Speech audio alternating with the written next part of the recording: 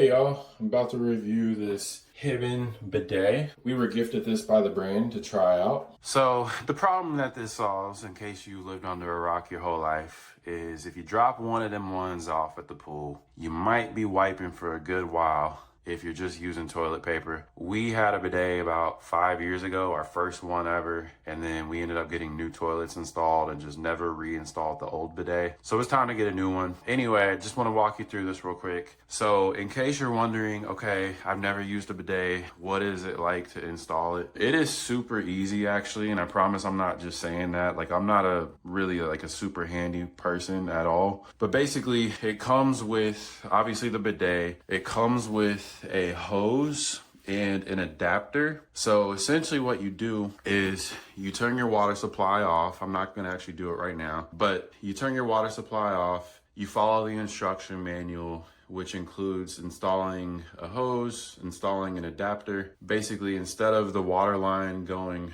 straight from the wall to your toilet, now you need to have an extra line going from the toilet to the bidet, and then the bidet is gonna spray out. Okay, so I think I got that angled where you can probably see it, but a couple things here to talk about. So you can change the temperature from cold to hot. Now, actually, we live in the South. It's pretty much hot year round. So because our water closet doesn't have a hot water line and we don't feel like running one and calling a plumber and doing all that, and I don't know how to do it, we just went with the cold water line. But you obviously have the option to do hot water. You'll just have another hose. Water pressure, this is how you actually turn it on. I'm not going to turn it on right now because I don't want to get the underside of my toilet lid all wet and have to clean that up. Make sure, this is a rookie mistake that a lot of people make, or maybe, you know, when I say a lot of people, I just mean me. Make sure the toilet lid is never open when you turn that on, because it will spray you, and that's not a good time. And then, yeah, this is kind of messing with the angle,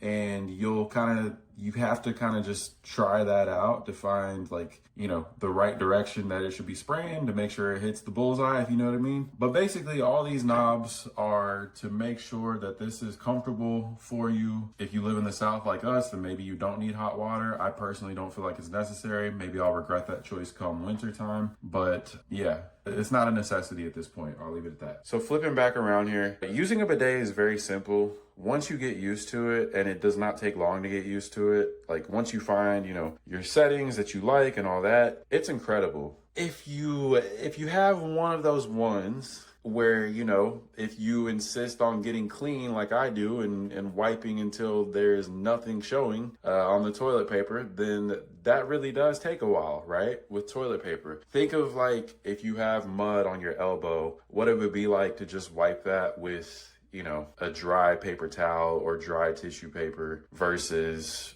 you know, actually getting a wet rag or just jumping in the shower. How much more efficient it actually is to just clean. These things are incredible. The way that I use it, just to give you, you know, a glimpse in case you've never used one. I mean, I spray the bidet, I clean myself up, and then I just use toilet paper to kind of dry off after the fact. So probably a good idea to still have a toilet paper roll in the bathroom, but you will use much less of it. But yeah, I mean, all in all, we love it. Just to give y'all, again, like, talking about installation, I would say it took me like 10 minutes. So what I did basically was I flipped this thing up, I grabbed a screwdriver, I uninstalled our toilet lid, I set the bidet down, I reinstall the screws, close this lid back up, and then you just attach the hoses. Obviously, you know, before you do any of that, like I said earlier, you turn your water supply off, which is just a matter of twisting the knob. Well, not to the left, I did left with my hand, but twist it all the way to the right to turn it off.